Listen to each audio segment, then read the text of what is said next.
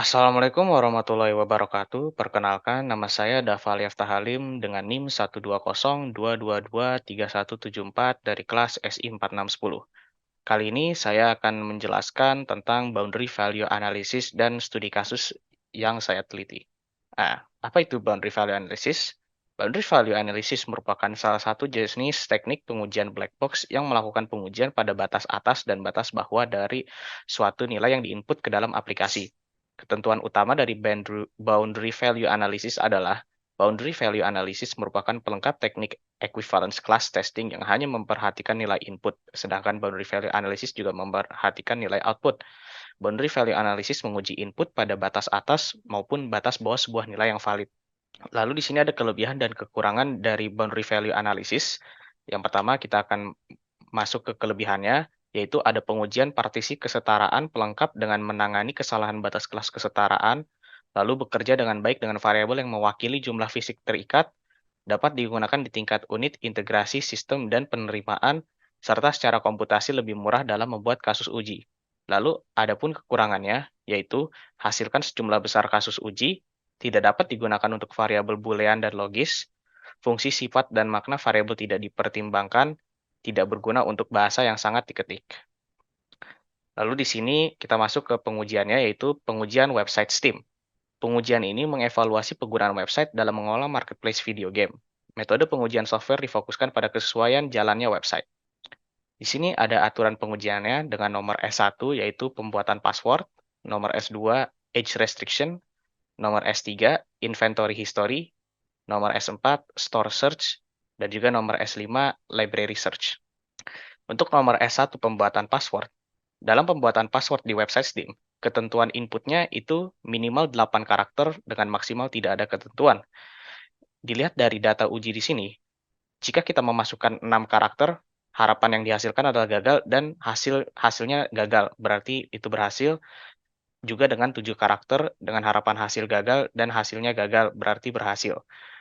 Lalu dengan kita memasukkan 8 karakter dengan harapannya berhasil, yang dihasilkan juga berhasil, maka kesimpulannya berhasil. Juga dengan 9 karakter dengan harapan hasil berhasil, hasilnya berhasil, dan juga kesimpulannya berhasil.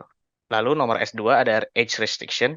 Nah, pada age restriction ini terdapat batasan minimal untuk mengaksesnya yaitu 18 tahun ke atas. Nah, untuk percobaan kali ini kita tes dengan tahun terakhirnya yaitu di 2024. Jika kita menguji dengan data 11/11/2022 yang harapannya yang dihasilkan adalah gagal dan memang gagal, yaitu untuk kesimpulannya berhasil. Sama dengan untuk tanggal 11/11/2010 harapan hasilnya gagal dengan hasilnya gagal, maka berhasil. Lalu jika kita menginputkan 11/11/2006 harapan harapan hasilnya adalah berhasil, dan setelah dites berhasil, maka kesimpulannya berhasil. Juga dengan tanggal 11/11/1976 dengan harapan hasil berhasil, hasilnya berhasil dengan kesimpulan berhasil. Lalu kita masuk ke nomor S3 inventory history. Pada inventory history ini terdapat batasan minimal untuk mengaksesnya, yaitu tanggal sejak akun dibuat. Nah, pada percobaan kali ini, kita tes dengan tanggal pembuatan akun, yaitu 11/11/2012. Jadi, jika kita menginputkan 11/11/1999, maka harapan hasil kita itu gagal, dan memang hasilnya gagal, berarti kesimpulannya berhasil. Juga dengan 10/10/2012, harapan hasilnya gagal dan hasilnya gagal, berarti kesimpulannya berhasil. Tapi kita masukkan tanggal dengan 11/11/2012, harapan hasilnya berhasil dan hasilnya juga berhasil. Kesimpulannya juga berhasil. Juga dengan tanggal 10/10/2020, harapan hasilnya berhasil, hasilnya berhasil, dan kesimpulannya berhasil. Lanjut ke nomor S4, store search. Pada store search ini terdapat batasan karakter spesial, dan juga untuk batasan karakternya minimal karakter 3 dan maksimalnya tidak ada ketentuan. Dilihat dari data uji di sini, kita menggunakan data uji Jimmy bintang James dengan harapan gagal dan hasilnya juga gagal. Data uji dengan GR, harapan hasilnya gagal dan hasilnya gagal. Lalu kita dengan data uji The Hunter ini berhasil dan juga hasil, dan juga War Thunder berhasil dan hasilnya berhasil. Selanjutnya yang terakhir ada nomor S5 Library Research.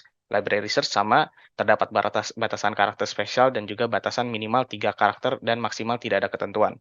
Kita menggunakan data uji HL, harapan hasilnya gagal dan hasilnya gagal dengan karakter FH 5 bintang harapan hasilnya gagal dengan hasil gagal, dengan data uji Forza kita harapan berhasil, dan menghasilkan yang berhasil, juga dengan R6S harapan hasil juga berhasil.